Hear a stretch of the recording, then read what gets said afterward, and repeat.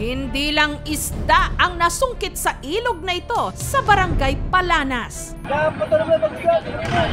Dahil nito lang August 24, may inahong isang malaking tipak ng bato na kayang tayuan ng 2 tao. Napakalaking bato. Sa bigat, kinailangan pang itali sa crane.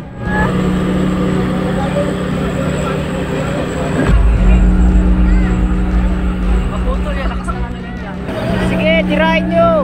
At hatakin ng ilang mga lalaki. Matayo na.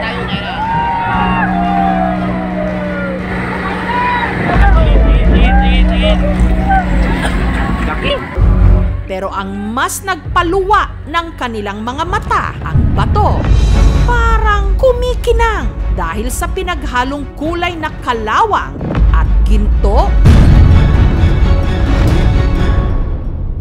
Kaya ang mga taga-barangay nagkanda gulo-gulo na.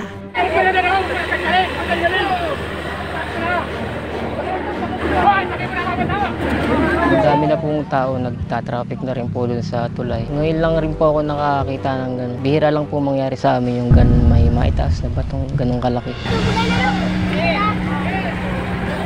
Parang nakatama po sa loto. Yun talagang inaagad ng mga tao dito. Siguro, maingit din kasi sila lang nakuha. 2.5 million.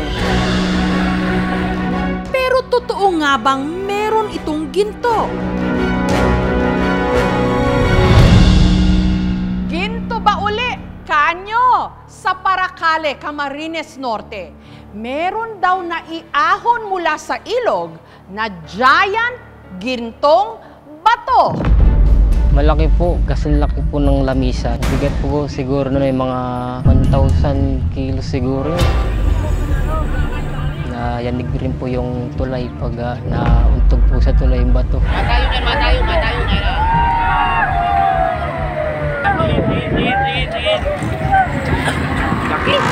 Huwag na raw magtaka kung talagang meron dahil natagpuan ito sa Paracale, Camarines Norte, ang binansagang Little Town of Gold, ang kanilang bayan. Sagana talaga sa ginto. Even before naman po ma-discover ang bayan ng Paracale, yung mga Kristiyanong kaparian, tinatawag na talaga siyang gininto ang kalupaan, gininto ang peninsula. Yung mga jewelries namin, na mga handmade ng mga alahero ng bayan ng Paracale.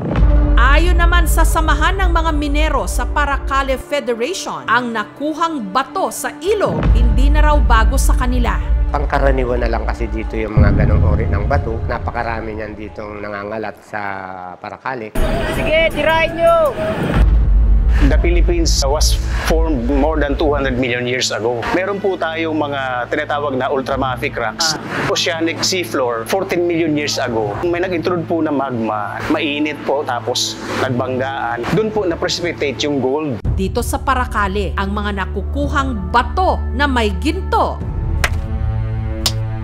minamaso siya. After pagkamasok, bababa siya dito. at saka ipinapasok sa mga drum at ginigiling ng 2 oras. Hinahaluan rin ito ng kalamansi. Naglalagay po kami ng kalamansi dahil baka madurog yung asugi. Ang pinong buhangin, inilalagay sa tinatawag na pabirik. Ito talagang ginagamit, ma'am, para yung ginto, nasa gitna lang siya. Hahaluan ng mercury para kapitan ng ginto. At saka ito lulutuin para makuha ang purong ginto. Maaari na itong ibenta o dalhin ulit sa planta para maparefine. 3,000 ang isang gram. Samantala, kung si Benedict ang tatanungin, ang posibleng halaga raw ng naiahong di umano'y giant gintong bato, meron pong lamang ginto. Sa tingin po ay 4 na milyon po siguro.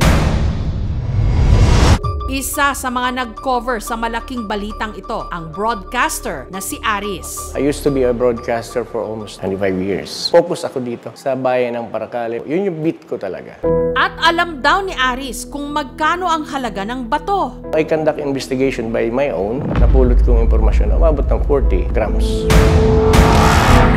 5% yung nagsabi ng gano'n sa akin. Sabihin natin abot ng almost 100,000. Lugi yun. Because sa manpower pa lang nun. Ang bato nagiling na. Pero paglilinaw ng samahan ng mga minero sa kanilang lugar, ang batong nakuha sa ilog, Kung yan talaga'y solid gold, hindi yun kakayanin ng isang ganun lang kaliit na boom truck.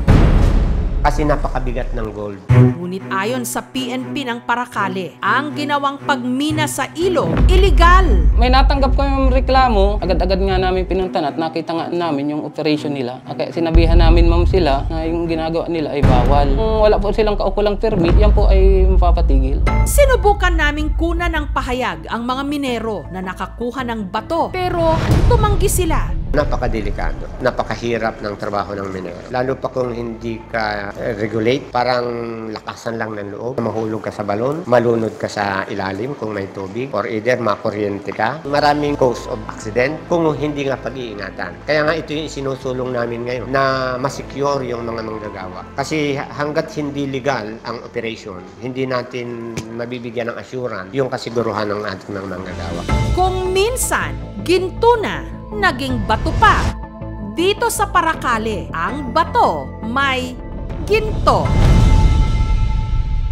Thank you so much mga kapuso. Kung nagustuhan niyo po ang videong ito, subscribe na sa GMA Public Affairs YouTube channel. Don't forget to hit the bell button for our latest updates.